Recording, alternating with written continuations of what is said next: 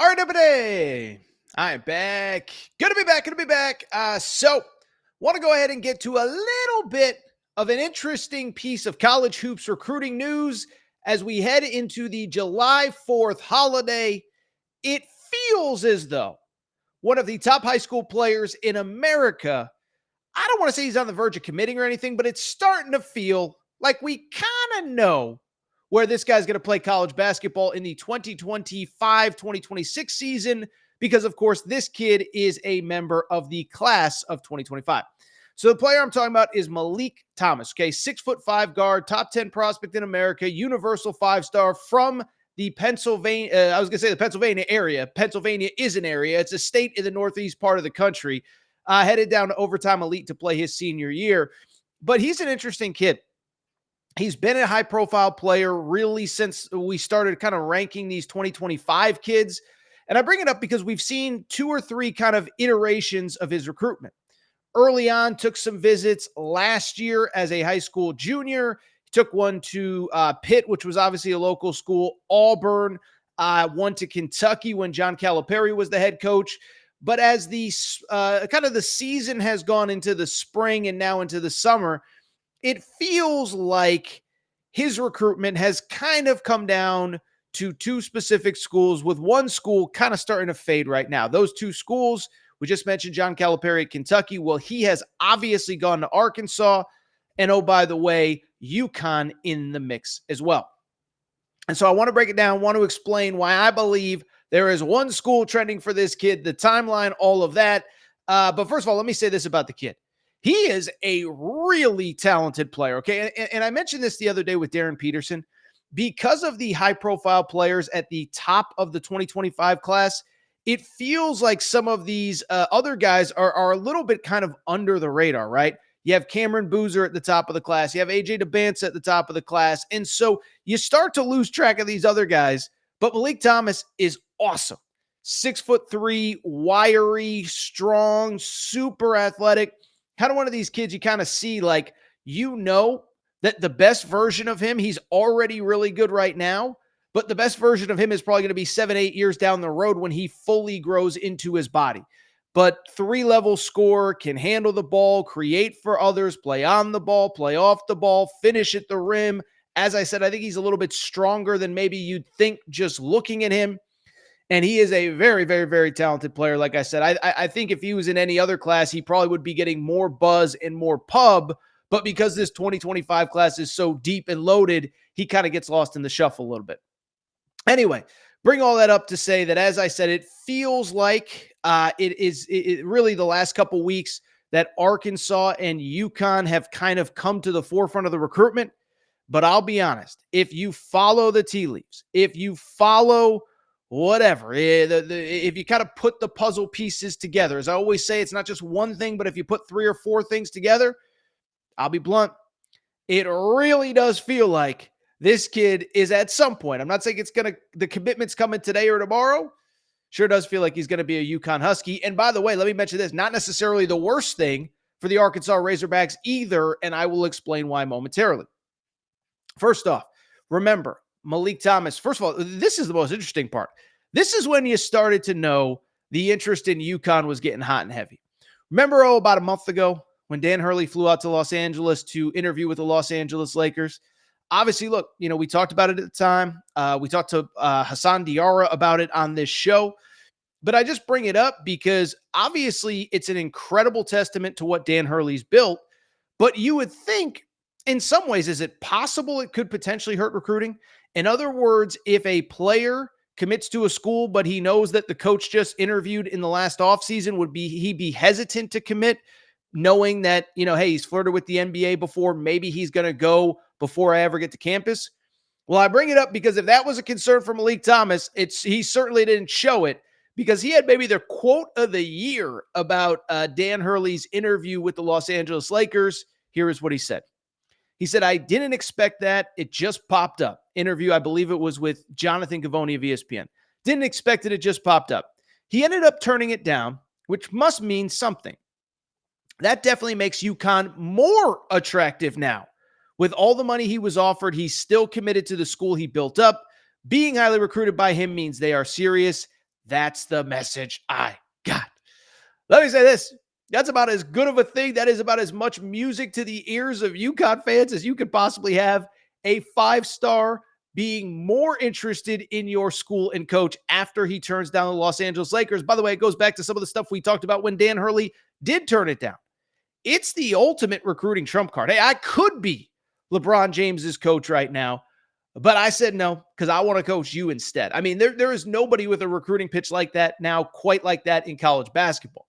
Beyond that, let me also say this. There's a couple other things. First off, he did take the visit to UConn shortly after. I think it got pushed back a week or so, but took that visit.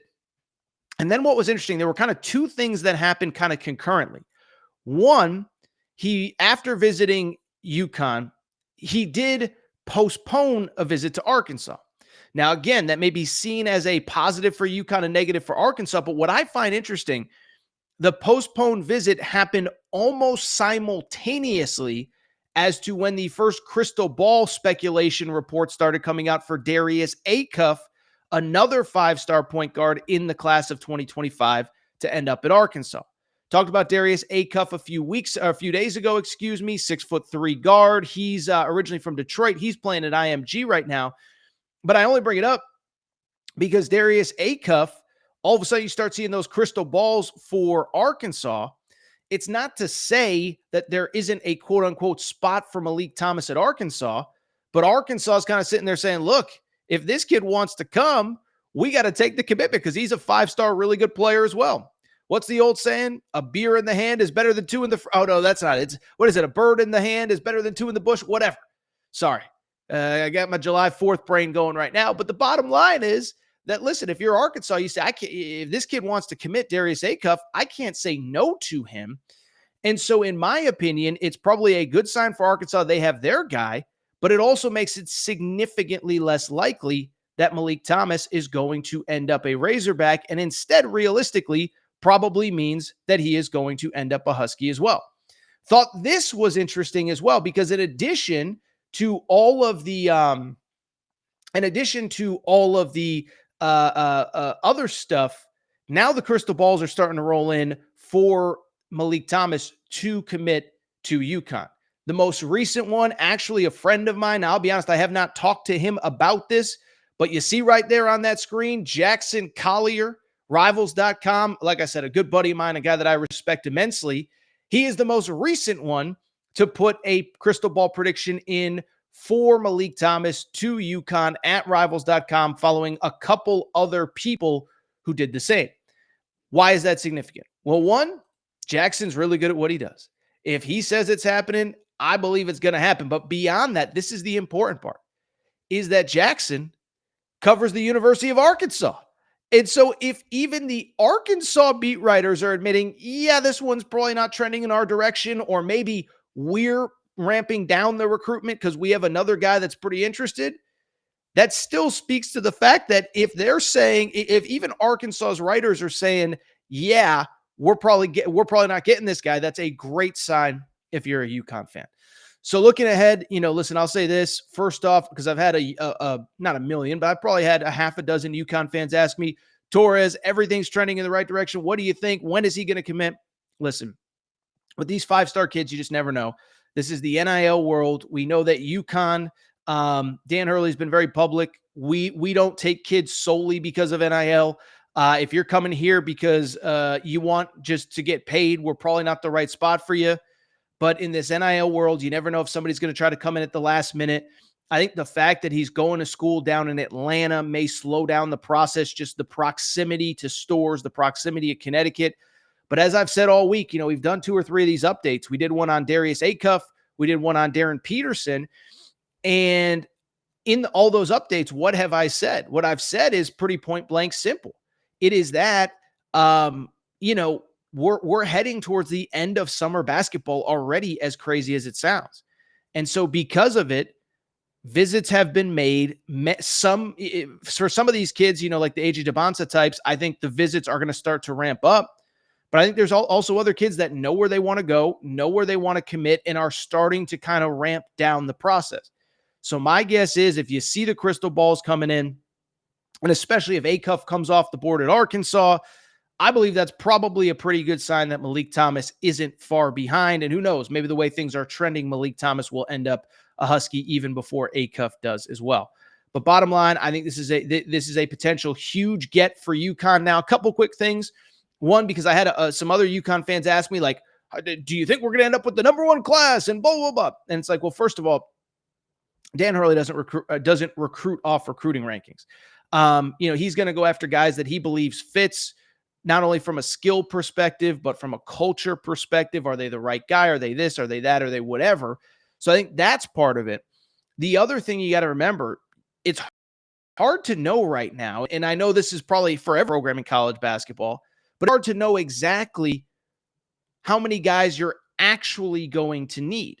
Because at the end of the day, remember, like just think about this, is that for UConn, unless my math is off, I believe they only have one scholarship senior this coming year that's going to run out of eligibility for sure in Hassan Diarra. Now, Alex Karaban is set to graduate. Not even my assumption. He's been pretty vocal that this is almost certainly going to be his last season in Storrs.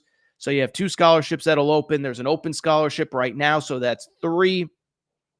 Liam McNeely is, of course, a projected one and done, so that's potentially 4. And you might get a transfer or 2, but I just don't think this is going to be a big class. So I think from UConn's perspective, they're going to be picky. I think they're going to be patient. As I said, I think as some of those higher profile players start to ramp down Team USA, ramp down some of the other stuff, some of the summer commitments, that's when we're going to start to get a better picture of who UConn is actually serious about. I know they've had a couple big men they've been in touch with. I don't want to turn this into a full recruiting thing, but Nate Ament from the DC area, the kid from New Orleans, I know they like as well. So I'm just bringing it up to say it feels like they're going to take their time and be in the position that they can be. There's the big kid from Ohio as well, just set up a visit to UConn. So it looks like they are prioritizing one guard, probably a stretch 4, stretch 5, and then we'll be curious to see what they do on the wing. Because, again, it feels likely that Karaban's going to be gone, that Liam McNeely is going to be gone, maybe even Jalen Stewart, who, of course, is projected as a potential first-round draft pick as well next year. That's it. Nothing's official. As soon as it is, we'll have reaction. By the way, if there's any more interesting updates, we'll let you know. But at the same time, Meleek Thomas, it feels like he's trending towards UConn. We'll see how this whole thing plays out. If you enjoyed this video, do me a quick favor. Make sure to subscribe to the Aaron Torres Pod YouTube channel. Subscribe. Also, make sure you're following on social media at Aaron_Torres on Twitter, at Aaron Torres Pod on